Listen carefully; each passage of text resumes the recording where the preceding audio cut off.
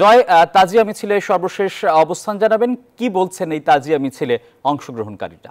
ধন্যবাদ আপনাকে। দেখতে পাচ্ছেন যে সকাল 11টার দিকেই তাজিয়া মিছিলটি চট্টগ্রামের সদরঘাট থেকে বের করা হয়েছে। শোক র্যালি নামে পরিচিত চট্টগ্রামে এই র্যালিটি কিন্তু আমরা দেখছি চট্টগ্রামের নিউ মার্কেট, সদরঘাট ঘুরে যেখান থেকে বের করা হয়েছে সেদিকে কিন্তু গিয়ে তারা শেষ করবে। সকাল থেকে ধর্মীয় আচার অনুষ্ঠান শেষে তারা তাজিয়া মিছিল বের করা হয়েছে। বিকালের দিকে তাজিয়া মিছিলটি আরেকটি তাজিয়া মিছিল বের করা হবে, সেটি ঝাউতলা এলাকা থেকে, সেটি অনেক বড় করে কিন্তু বের করা হয়। আমাদের যে তাজিয়া মিছিলে এখানে দেখা যায় তারা ফোন করছেন, দেখতে পাচ্ছেন এখানে সবাই ইমাম হোসেনকে কিন্তু স্মরণ করছে। আমরা একটু জানতে চাচ্ছি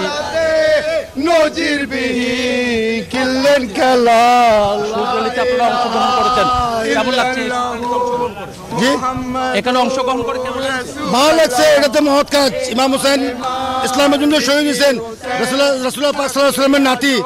আমরা ওনার শোক পালন করতেছি। ওনাকে কারবালায় নির্মমভাবে হত্যা করা হয়েছিল। দেখতে পাচ্ছেন যে কিন্তু এখানে শুধু পুরুষ না, এখানে শিয়া সম্প্রদায় প্রতি বছরের মতো এবছরও তারা তাজিয়া মিছিল বের করেছে। এখানে নারীরাও কিন্তু অংশগ্রহণ করেছে। এই মিছিলটি চট্টগ্রামের বিভিন্ন সড়ক প্রদক্ষিণ করছে। পুলিশ প্রশাসন সতর্ক অবস্থানে আছে। তারা যেহেতু যখন ফোন করা হয় তখন ধারালো অস্ত্র দিয়ে বুকের মধ্যে, শরীরের মধ্যে আঘাত করে। কিন্তু এবার আমরা দেখছি পুলিশ প্রশাসনের যে ঘোষণা, সেই ঘোষণা অনুসারে তেমন কিছু দেখা যাচ্ছে না। তারা বুক চাপড়াচ্ছেন, হাত দিয়ে বুক চাপড়িয়ে কিন্তু আসলে ইমাম হোসেনকে তারা স্মরণ করছে বলে আমাদেরকে জানিয়েছেন। এই মিছিলটি কিন্তু সদরঘাটের দিকে কিন্তু যাচ্ছে, দেখতে পাচ্ছেন। পুলিশের একটি টহল কিন্তু পেছনের দিকে আছে, আবার আরেকটি টিম কিন্তু আমরা দেখছি সামনের দিকে অবস্থান করছে।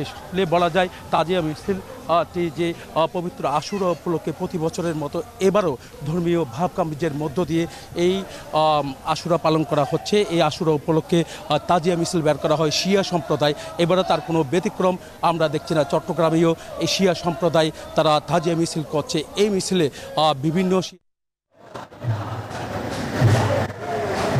জয়, আপনাকে ধন্যবাদ। আমি এই মুহূর্তে রয়েছি নীলক্ষেত মোড়ে। সকাল 10টা নাগাদ যেটি ইমামবাড়া থেকে শুরু হয়েছে এই তাজিয়া মিছিল, সেটি কিন্তু এখন চলছে।